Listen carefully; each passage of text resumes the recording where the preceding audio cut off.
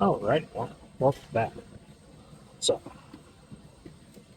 today, weighed in back to 215.5, still 1 pound up from above our cheat meal on Wednesday, Thursday, whenever that was. Today being Tuesday morning, but the that cheat meal spiked us all the way up to like 220 and a half yesterday. So Sunday we were still like 219. Yesterday morning weighed in 217. This morning 215 pounds. So all of that extra water we were retaining, sodium, the extra carbohydrates that created a bunch of glycogen as being stored in the muscle, we finally just about got all that extra depleted. So now, during that period of time, did we burn some additional fat stores? Probably. As much as we could have? Probably not. But it is what it is. So 2 days ago, we were supposed to weigh in 214 half, be on track. Obviously, we ended up a bit above that because we hit it earlier and had a cheat meal. So, reflecting on that, if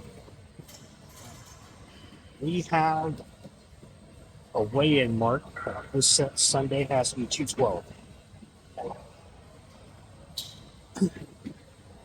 We have to be, I'm going to say, 2.5 pounds ahead, as well as 4 days before a weigh. So if we win Sunday, that's Saturday, Friday, so Wednesdays. So basically Tuesday night or Wednesday, we can have a cheat, but we have to be 2.5 pounds ahead of that goal. So for example, today is Tuesday. This week I have to come in 212 and a half, be on track. So that would mean today I would have to wake up at 210 to have a cheat meal today or tomorrow. And that's the way I'm going to do it. So that way I'm not springboarding away from where I'm supposed to be, up below and springboarding up to where it's supposed to be. So I'd rather be ahead than behind where the weight might fall. I think that's going to be the better approach to refeeds slash cheat meals type of thing.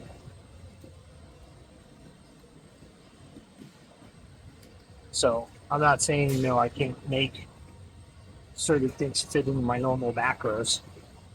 I'll take two meals, combine it into one, not have that protein put and decide to go with like a Chipotle burrito for dinner and have my breakfast within one meal at night. But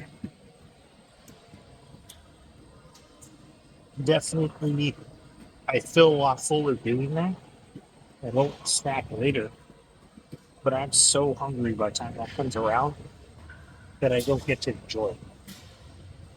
So I'd rather just have my normal meal prep. But either way, making progress. So I'm assuming tomorrow's weigh in. We should be 214 half again, if not a little ahead. So we're looking pretty good at tracking that 212 half for this coming Sunday. So to be on track. and then next week to 10.5. So to have that cheat meal next week, we'll have to get down to 208 by next Tuesday. It's too far away. We drop weight pretty quickly. So, at least currently, that's one reason why I want to get ahead and not be chasing my weight. If I am going to have refeeds, because then that too will start accounting for the extra period of time that it takes to get back to that weight as I get leaner and leaner. So, at least that's the approach I'm taking there. You know, right now being this day 24's top. So later on, we got day 25 lifting tonight. It's gonna be a nice shoulder day, which I do like. The day should make for some good posing. So,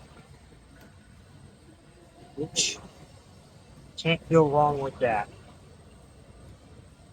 So, a lot of this is, this is my first, well, second real attempt at a contest prep. The first one was a lot easier. I was a lot more active of a person. I was able to eat a little bit more. My workouts were a lot harder. I was basically left in the gym. So, made that a whole lot easier. But, broke our arm. 3 weeks out from competition, so we never got to actually compete. So, it is what it is. Now, well, we're back at it again. So, nothing wrong trying it later than never. So, all I'm going to do is get better every year. I just have to stay consistent. But, so, that's kind of, thinking as for cheat meals and refeeds. This will definitely end up being a pretty consistent topic along the blog. Because I love food, man. I pretty sure have a crazy food addiction. It's my crutch in life. I just love eating. So it's always been a struggle.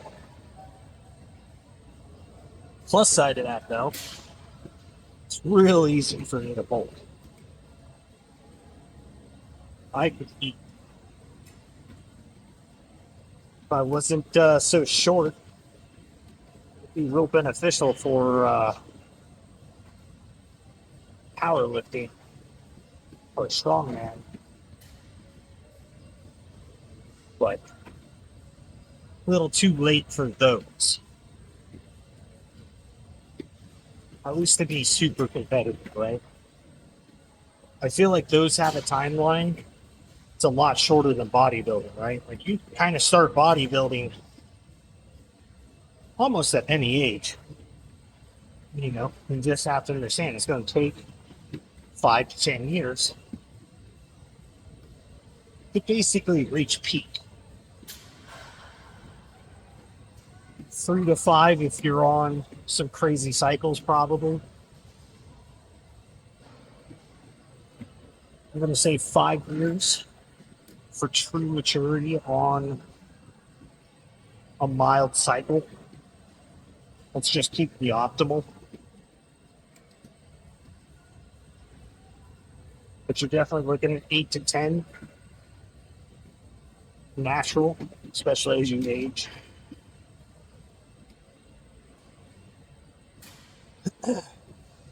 But That's you know, the thoughts for the day, right? Because people do wonder, how often should you refeed? When should you refeed? When should you have a cheat meal? And a lot of that comes with your diet needs to be enough to where you don't feel like you constantly need to cheat. But your progress has to reflect being deserving of that cheat. So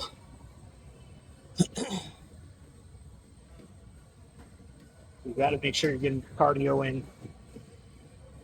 Got to make sure you're lifting super heavy. Got to make sure you're consistently maintaining a deficit when making your progress. So that's kind of where it falls. But that's basically how to break it down. You kind of reflect on yourself on how to figure that out. But with that, guys, make sure you're out there working towards your goals, getting your stuff done. Most of all, just don't be a lazy fuck.